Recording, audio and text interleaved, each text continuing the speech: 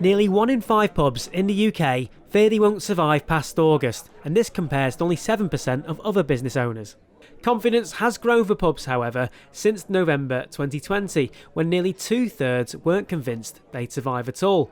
The pandemic has been a blow for an industry that's been in decline for over 2 decades.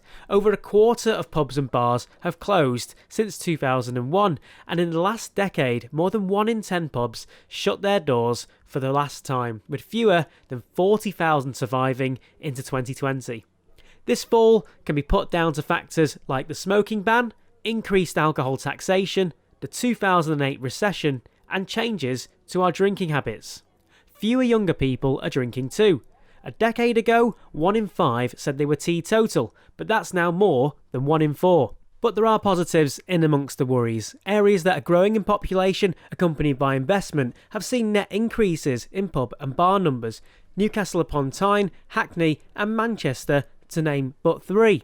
And sticking with Greater Manchester, it's had outliers this year that buck the 1% UK-wide fall in pubs and bars. The towns of Warrington, Bolton and Trafford all now have more places where pints are pulled and bottles uncorked.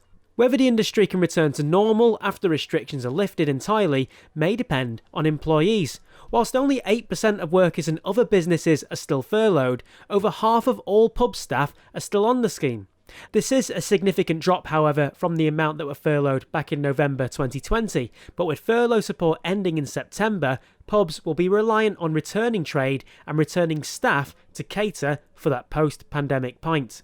The British Beer and Pub Association, however, warns of an acute shortage of staff as furloughed workers decide to leave the sector entirely, and this could be further compounded if estimates are true that show a 2.8% decrease in EU nationals working in the UK compared to last year. So that could mean that EU migrant workers went home during the pandemic and haven't yet returned. So the pub industry continues to face challenges to ensure that last orders aren't called permanently.